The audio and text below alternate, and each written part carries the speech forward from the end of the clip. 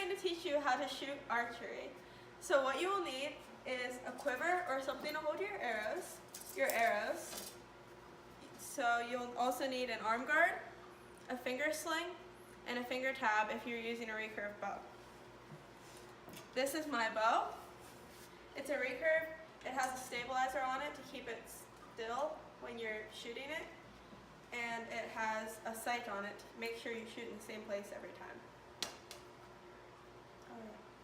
And it also has a clicker to make sure that every arrow you shoot, you pull back at the same angle and the same strength every time. So the first thing you want to do is make sure that your finger sling is on your middle finger and your thumb, and that it's tight, so if you let go of the bow, it doesn't fall out of your hand. The first thing you want to do is check your stance. So what you want to do is put one foot on the one side of the line and the other foot on the other side. You want the center of your body to be over the line. So I'm left-handed, so I do everything backwards. So my right foot is on the outside of the line and my left foot is on the inside of the line.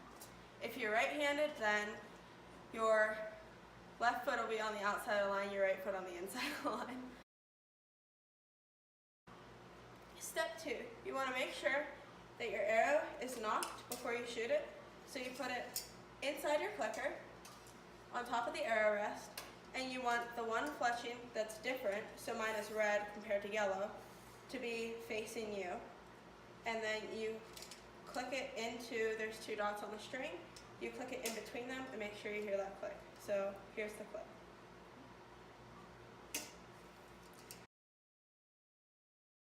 Step 3 is set. You want to make sure that your hand is set on the grip so that when you pull back, you're pressing against it and your thumb is going towards the target.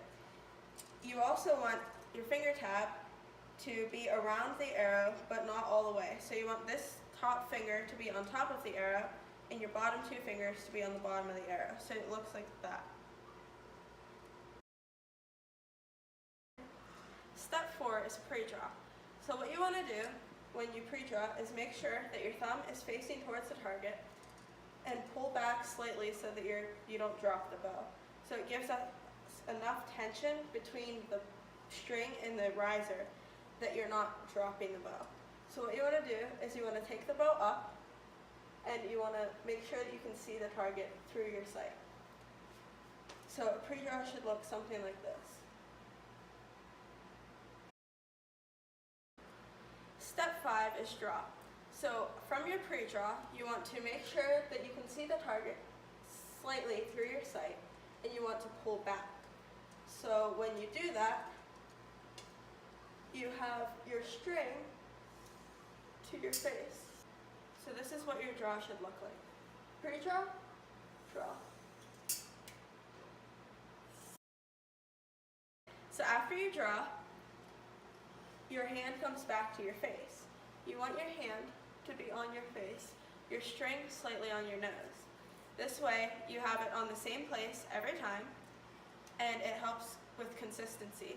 So if you shoot an arrow to the left and you keep your string the same place and your hand in the same place, then you know that maybe it's something else that went wrong. Step 7 is your aim. So when you have your bow back and your string back, you have a sight right here that you use to essentially find your target. So when you look through the sight, you should probably be able to see the center of your target through it, which would usually be yellow. So when you draw back, you want to use your anchor and this thing called string alignment, where when you draw back, your string is in a specific place, lined up with a specific thing every time you draw back to help with consistency. So when you aim, you're just looking for the target through your sight. Step 8 is your release. So when you finally find your target through your sight, you don't want to waste too much time doing that. You want to go back and find it and release, which is letting go of the bow. and letting go of your arrow so that it hits the target. So when you release, you want it to be nice and smooth. You don't want to like pluck or come out away from the string, and you don't want to follow the string in. So when you do your release, you're pulling back and you just let go. And you let your fingers slide off the string. It depends on where you have your fingers. If you have your fingers wrapped around the string too far, then you're going to pluck or follow it in. If your fingers are on the string near the tips of your fingers, then you're most likely going to have a better follow through with it. So when you release, you want to let go. So your hand is here, you want to let go and come back to open up and let your arrow fly smoothly. So if you watch closely, you'll see my release, and then you'll see my follow through.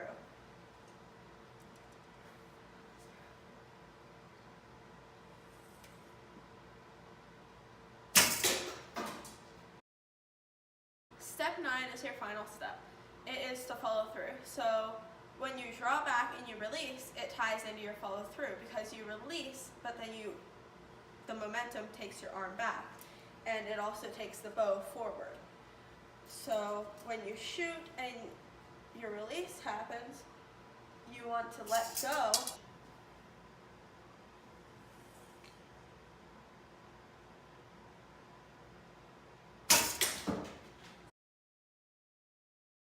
So in conclusion, your 9 steps